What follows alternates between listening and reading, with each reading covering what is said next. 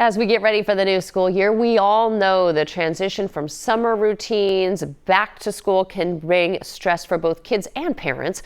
I talked with Dr. Kelly Benier. She's a psychologist with Texas Children's Hospital about some simple ways families can make the start of this new school year just a little bit smoother. Doctor, thank you so much for joining us. Let's talk first about the stress of a new school year. I think sometimes it feels like they start so quickly and abruptly. Why can that sudden schedule change make us feel stress?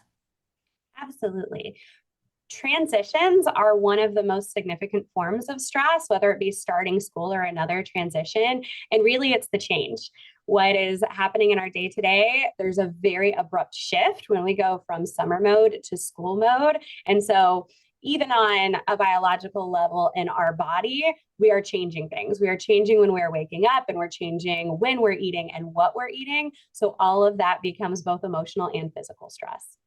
We've seen this time and time again. The school year starts, and for that first couple of weeks, our kids are not getting enough sleep.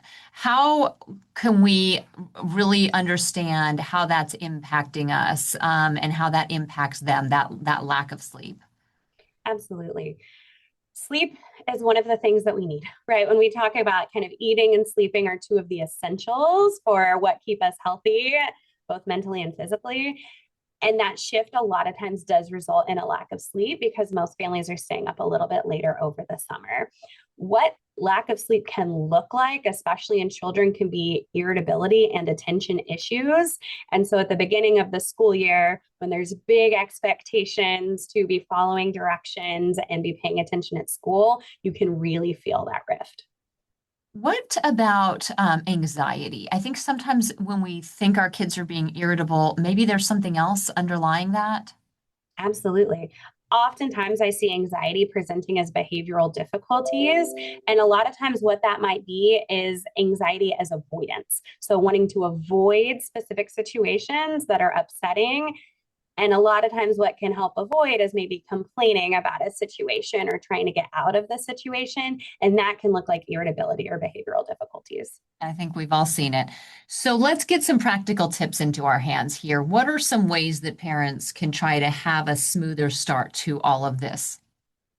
I know this isn't new, but one of the most helpful things is trying to adjust the sleeping and waking schedule before the start of the school year. So it's not quite so drastic of a shift for children. And the part that goes along with that, I will say, is not letting kids take naps after school at the beginning of the school year, because it's not going to help their schedule reshift. Sometimes they're still staying up late and they go to school and they come home and nap. When they're napping until 6 o'clock, then falling back asleep at 8 or 9 or even 10 is going to be pretty difficult. Okay, and then any other tips on trying to manage all of this? Maybe just setting expectations at a slightly lower level and understanding that we all need to give each other grace. I think that's really important to know that this is going to be, it's a transition. So there will be stress for both parents and children. I think one of the things to know is that there's an appropriate amount of communication of talking to your kids about it.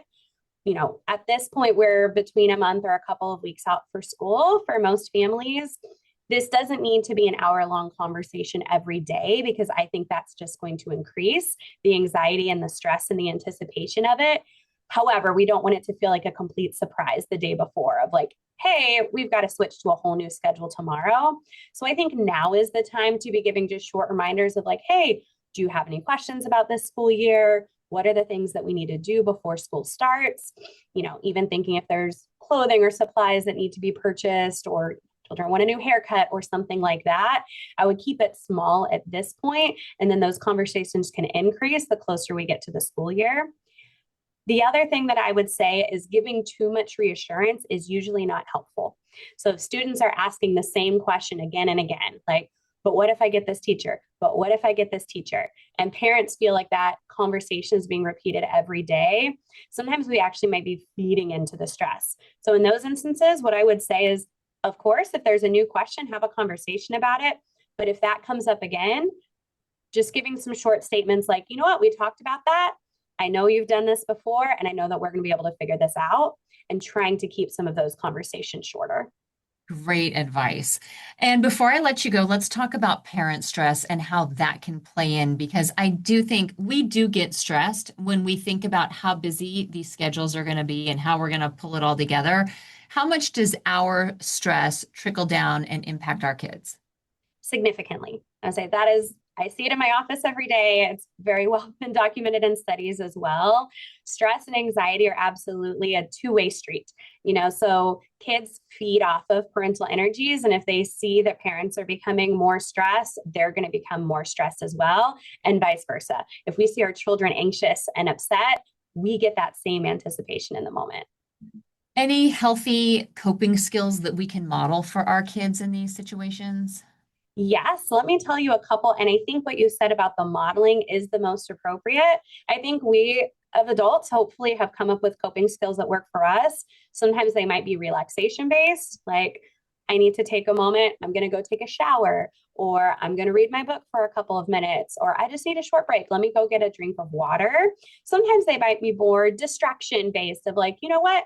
Let's play this song. Let's have a quick dance party. Let's talk about something fun for a couple of minutes. All of those can be extremely helpful.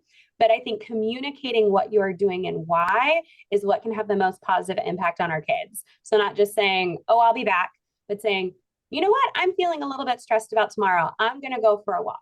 Or, you know what?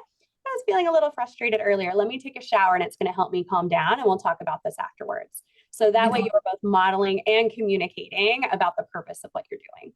Great life skills that they're going to need the rest of their lives anyway, right? Exactly. All right, Dr. Benier, I wish you a wonderful and smooth start to your school year, and we appreciate your time today. Oh, thank you so much. You as well.